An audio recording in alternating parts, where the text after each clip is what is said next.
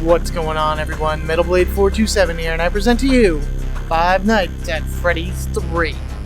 I do this little bouncy thing in the beginning of all these episodes because my audio and video don't seem to match up very well when I'm doing editing.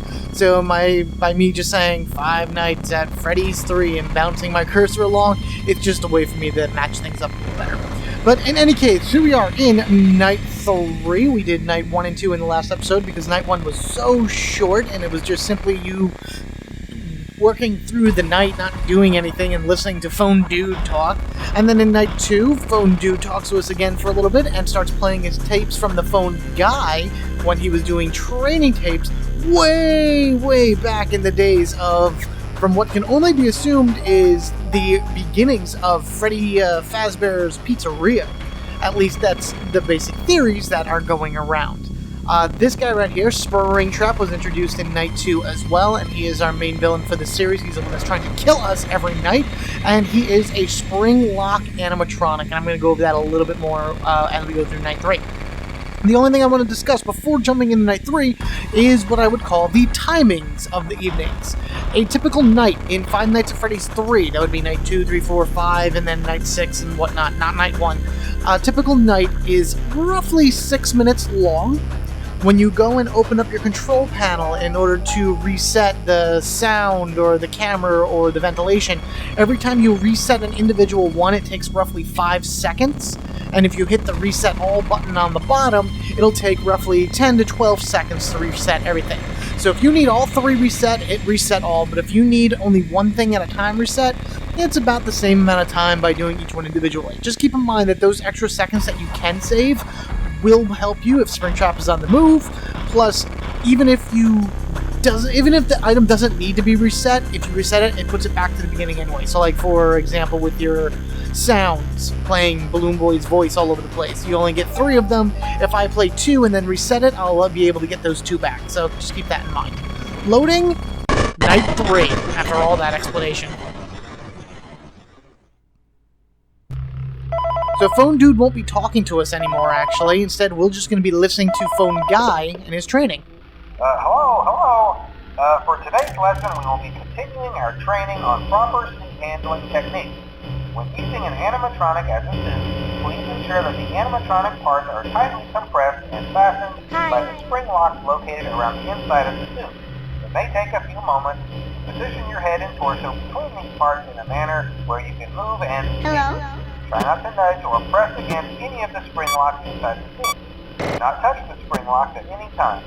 Do not breathe on the spring locks, as moisture may loosen them and cause them to break loose. In case that the spring locks come loose while you are wearing a suit, please try to maneuver away from populated areas before bleeding out. Do not ruin the customer experience.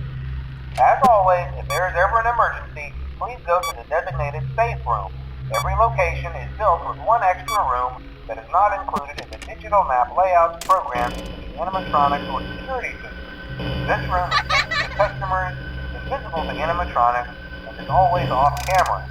As always, remember to smile. You are the face of Freddy Fazbear's Pizza. So Phone Guy actually brings up 2 very important points right there. First would be mostly about... Oh, no, go away. Okay, good. First would be mostly about SpringTrap himself, him being a spring lock suit. That means he has the ability to be both an animatronic and a worn suit at the same time. Well, not at the same time, but he has both features to him. Basically, he will be able to go into automatic animatronic mode, which would be his endoskeleton is up and moving around on its own. And then you're able to use a special crank in order to move most of the electronics away and get into him as a human and walk around that way. So he's very unique in that case, and they have 2 of these things apparently in that particular setting that Phone Guy was in. And again, that was many moons ago compared to the original Five Nights at Freddy's and Five Nights at Freddy's 2. This is all that stuff that Phone Guy is talking about predates Five Nights at Freddy's 2. Stay up here. Stop moving. Go to where the boys' voice is. There you go. Go up. Oh, great. I got a video error. All right. There we go. Much better. The other important thing that the phone guy pointed out in that particular phone recording was the secret room. Apparently, in the older locations, there are rooms on the map that are unseen from the camera, should never be seen by employees, and are unknown and unable to be entered by animatronics. This is the explanation as to why when we're walking around as Freddy, Bonnie, or soon to be the other animatronics, why when we hit that room, we are constantly errored. We are unable to get into... Oh no. I know that face. I don't want to look at that face. Oh crap. Hi. Oh no. Oh no. Oh jeez. Chica. Damn it. I knew that was coming too. You can kind of... You know when these things are supposed to be here. Oh man. Alright, where are you? Where are you? Okay, you're right here. Good. You can kind of predict when the jump scares are supposed to jump out at you because you're going to get used to their pattern, I guess you can say. You probably saw Freddy at some point walking back here. He did it once. No one's there, right? Okay. SpringTrap. Okay, you're back here now. I see you in the back. Oh, video error. Go here. Let me just reset everything. But yeah, there's that special room in the back that animatronics are not allowed to enter. And the Shadow Freddy that we follow around during that one minigame wants us to enter back there so badly. Go away, Freddy. I don't want to have to deal with you either. He wants us to go back there. He wants us to go there and see whoever it is, henceforth the purple guy, because he's the one that keeps charging out at us, and attack him or hurt him or make him go away or something along that ways. And because we are not able to do that, the animatronics are physically programmed to not be able to do that, we get stuck at the door, and that gives Purple Guy enough time to jump out and attack us and dismantle us and do all that other bad stuff. Come on, stay over here. I gotta go back and fix my audio. This is what I like to do. This is generally my goal every time I play Five Nights at Freddy's 3. All the nights are generally the same idea. Keeping the audio up as high as you possibly can, and keeping SpringTrap all the way in the upper right corner, which would be this camera here. And then when you toggle to your vent, this vent could actually go right into your room. Oh man, poor video knocked out on me as I was trying to explain that. But that vent will go right into the room. So I will lead him to that upper corner and then block that vent. And if he climbs into the vent, which I'm pretty sure I'm hearing him do right now. No, I guess not. No, he's still there. He may have tried to climb in. He'll be blocked. And so it kind of wastes time because he has to climb into the vent, then he realizes he's blocked, and then he climbs back out. So it actually saves you some time and whatnot, because we're about to hit 6 a.m. soon anyway. I'm just going to let the ventilation error play off, I guess. We don't really need anything else. If the ventilation system goes a little bit too much, then the type of hallucinations you're going to get besides the animatronics jumping at you, you'll see SpringTrap in multiple cameras, and you won't know which one is the real SpringTrap. So keep that ventilation system running, as Phone Dude said.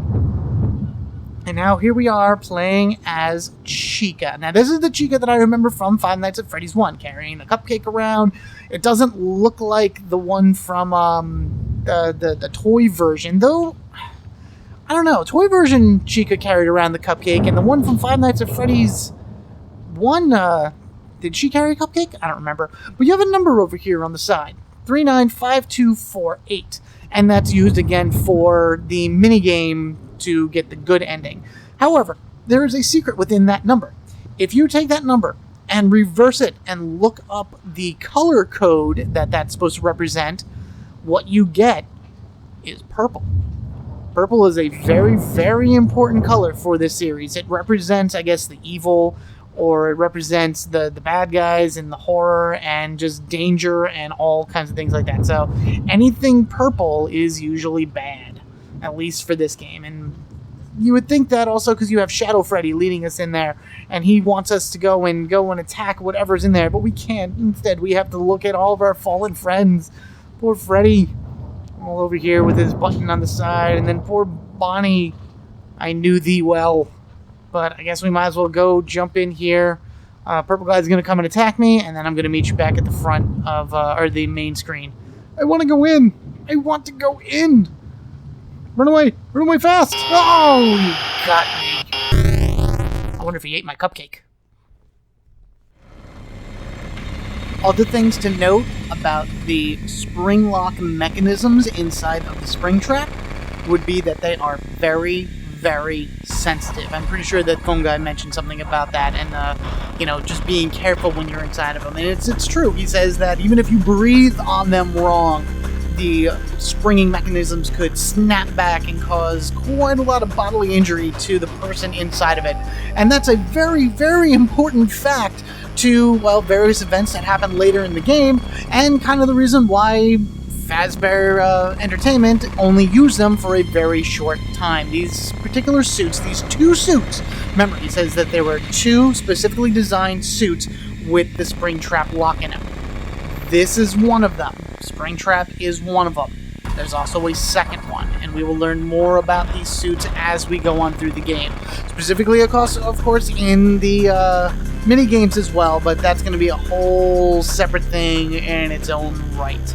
So, and one last thing, we never hear from the phone dude again for the remainder of this game. We hear him night 1, we hear him in the beginning of night 2, and from there on out, all we get are the past video recordings or audio recordings of Phone Guy. So Phone Dude is gone. I don't know where he went, I don't know why he disappeared, but if you listen to his voice at the end of night 2, right before he switches over to Phone Guy's videos, or I keep calling them videos, keep Phone Guy's audios, he sounds very disturbed about something and very kind of sketchy and kind of odd. But that's it for night 3. In the next episode, we will jump into night 4, learn a little bit more about SpringTrap and maybe a little bit more about his past, and possibly see any of the other weird and crazy animatronics and visions and horror stuff that happens to be inside of Fazbear's Fright, the attraction of the century. Thank you all for watching. Be sure to rate and comment down below, and if you haven't already, hit that subscribe button so you can get equipped with me, MetalBlade427. Until next time, everyone, you have a good one, and I will catch you all later.